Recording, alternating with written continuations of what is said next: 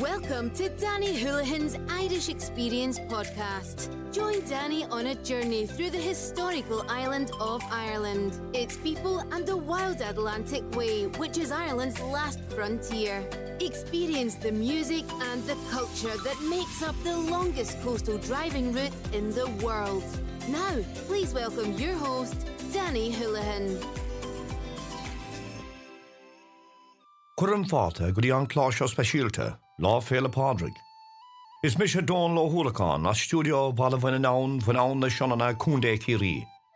Welcome to you all today for this special program on St. Patrick's Day from Danny Houlihan's Irish Experience Show. Our program today is broadcast from our Ballylongford studio here under the mouth of the River Shannon, North Kerry, Ireland, in the old barony of Oireachtaí Conor. It's going to be a great traditional day here along the banks of the Shannon River. The breeze is blowing in from the estuary.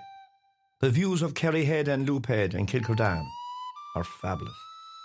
Dolphins are at play in the estuary. The dawn is breaking. It's going to be a lovely day here on St. Patrick's Day.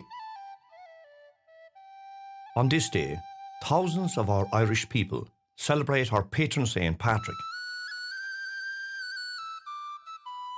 In keeping with our old Irish customs of dancing, singing, and of course our famous parades that will take place today around the globe in honour of our patron St. Patrick. We start our special programme today with a piece of music I recorded on the Uilleann pipes many years ago. This is an old one, and it's fitting on the day. A very, very old one, The Morning Star, with the cover title, Rebel Raider.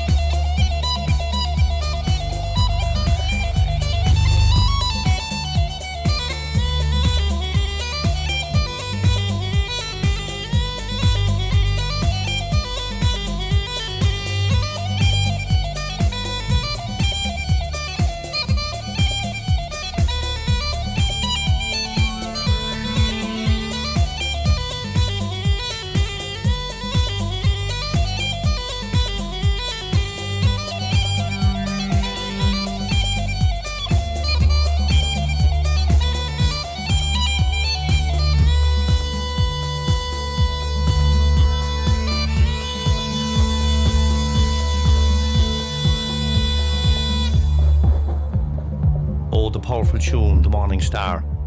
Getting our feet tapping. You're listening to Danny Houlihan's Irish Experience from the banks of the Shannon River on St. Patrick's Day here in North Kerry, Ireland. Now, we travel back in time to places where our ancestors assembled and prayed, even took shelter in times of trouble, the ancient holy wells. In this episode, I look at one of the wells in the area of Ballybunnan, now gone and covered in modern times, but never forgotten. This well had apparently curative powers. Tubbery on Donig, the king of Sunday's Well. Welcome to episode 2 in my podcast.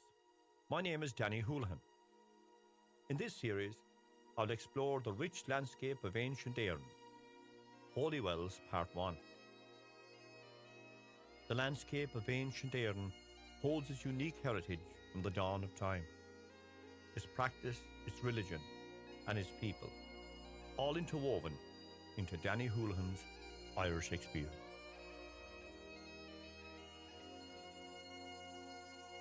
Pattern Days and Holy Wells. Tubbery on Donig, the king of Sunday's Well, was the name given to the Holy Well located on the Glen Road, Ballybunion in North Kerry. The well was marked on the Ordnance Survey maps at the time of the 1800s. The stone line well was constructed below ground level at the base of an earlier promontory fort called Goat's Island. Nothing remains today of the well, which was once covered in by the cliff scaling, and also the local council closed the well due to the well being vandalised. The well originally gave water to the settlement above and was an integral part of the promontory community which existed during the Iron Age and early Christian period. In its history, the well had a local tradition of a holy trout which could be seen in the well, and experiencing this apparition, a person's health was restored. Therefore, it had curative purpose. Another tale related that the well was located on the other side of the public road, but when a local woman washed her clothes in the well, it relocated to its present position. On the annual Pattern Day on the 15th of August, a religious day in Ballybunion, Mass was said at the local parish church in St. John's, Ballybunion. The priest condoned evil and promoted the righteous commandments of the Lord. When Mass was over and proceedings finished, a parade took place to the Holy Well, led by the parish priest in prayers, and the sound of hymns to the Lord echoed down the Glen Road as the procession arrived at the Holy Well. Prayers were said, and the congregation then dispersed. However, some remained, and a carnival atmosphere prevailed. Large potting jars were handed out and snuff. What started out as a religious occasion turned into a full-scale riot. The parish priest was outraged at the time and read individuals from the altar. This had no effect. The local constabulary at the time expressed their deep dissatisfaction and read the Riot Act. When senior officers were caught drinking poteen and others who got belts of horseshoes into their craniums. A ban was then placed on the annual festivities surrounding the Holy Well, much to the upset of the locals and the hawkers, who had lost trade. They later moved their operations to the main street in Ballybunion. However, all were under the watchful eye of the local constabulary barracks, who restored law and order. Sadly today, all that remains of the Holy Well is a streamlet of water meandering its way to the sea. Now long forgotten memories of revelry confined to the pages of local history. Tubbery on Donig, the king of Sunday's Well, and its traditions. Now for a bit of music to get the feet tapping on St. Patrick's Day. This is Piping Hot.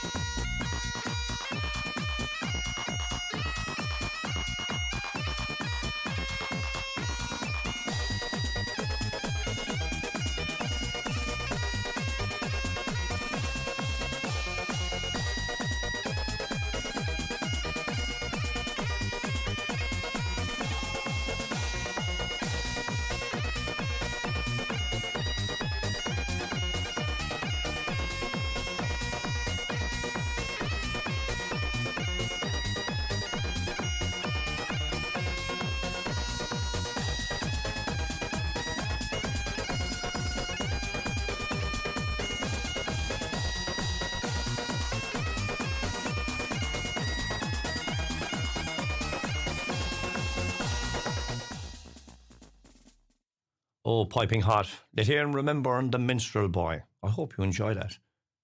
Now, we travel along the Shannon Estuary to Ballylongford and Lisslaghtin Abbey, or Friary as it was known as, for its history and its culture. So sit back and relax. Another bit of history.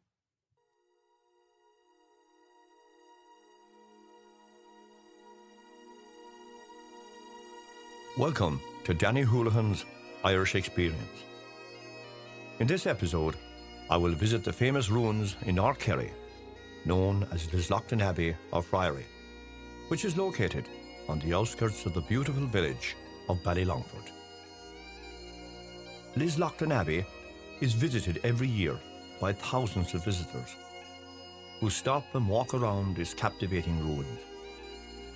The remains of the Friary are unique, which enthralls all who wanders around this famous holy place. I have visited this famous ruin on a number of occasions. In fact, I have played my pipes there, and it never lets me down. I will always discover something new about Lisslaghtin. Relations of mine and old friends repose there, and the O'Connor Kerry chieftains are interred there. This is a special place for me. Approaching the old friary in modern times from the main public road, one can get the sense of its former scale. This fine structure stands out on the North Kerry skyline, its old cut stones still defying the elements over the centuries.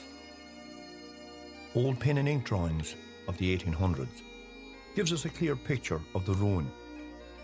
Clad in ivy, surrounded by tall trees, its fine bell tower standing proud over the friary.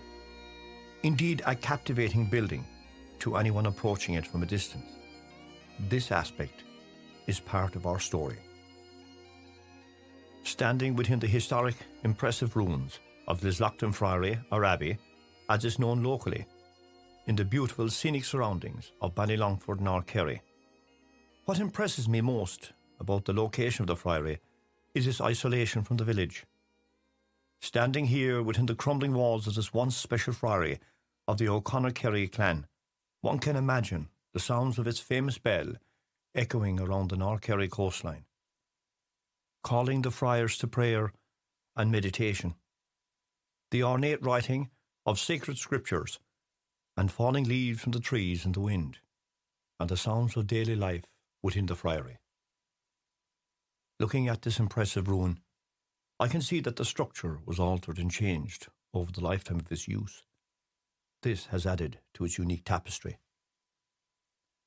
The Friary of Lisslaghtin got its grant from Pope Sixtus IV and was founded in 1478 under the direction of Chieftain John O'Connor Kerry. The Friary was reputed to have been constructed on an ancient monastic site established in 1089 by St. Lachlan of Belcabra, County Cork. An order, the Franciscans, were chosen to use the friary in 1509. We read in the annals of Ireland, during the Cromwellian invasion, the friary was attacked, rebuilt with additions of a transept, tower and cloister. The chancel, the oldest part of the abbey, was built in the Gothic style, under the instruction, according to historians, of Thomas Fitzmaurice, who died in 1280. Tradition relates he was buried left of the high altar. Confined within the confines of the friary, there are many graves, attributed to the chiefs of the O'Connor Kerry clan. I stood at one, which is reputed to have belonged to John O'Connor Kerry chieftain, who departed this life in the year of 1543. This was a unique experience for me. The tower contained the famous bells, which were used by the friars for daily prayer, and was used as a place for living and for storage of valuable goods of Lisslaghtin Abbey. Sadly, the tower is now gone due to time and conquest. Its bells, according to historians, are now in St. Mary's Cathedral, Limerick. In the annals of Ireland, we read in the year 1540 that the friars of Lisslaghtin Friary continued their mission in the abbey, regardless of the fact of the dissolution of the abbeys and monastic centres, which had occurred during the reign of King Henry. Again, within the pages of these ancient annals, we read, Elizabethan forces in 1580 surrounded the friary with military forces under the command of Grey during the Desmond Rebellion and looted the Abbey.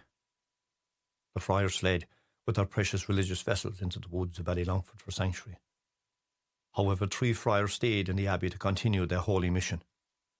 This was a mistake.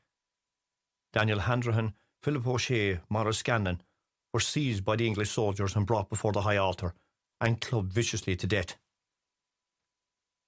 Lisslaghtin Friary was a beautiful structure within the woody landscape of Ballylongford. Its tower breaking the Irish skyline. Its design has been compared to Adair Abbey. Anyone approaching it was stunned with its construction and location. Again, we read in the annals of Ireland that on one occasion, Cromwell's military approached the friary and, experiencing its visual beauty, turned away from their imminent seizure of the friary. However, a friar, observing the army departing the vicinity, in rejoice, went to the belfry and pulled on the ropes of the bells. The bells sounded. The commander in charge of the troop saw this as an act of defiance and returned to the friary, burning it to the ground and putting his holy friars to the sword. In the history of the friary, we read in the year 1860 that the abbots were still being appointed as guardians to the friary by the Holy See. But due to the turmoil of the period, the abbey was never reoccupied. Main archaeological features of Lisslaghtin Abbey or Friary.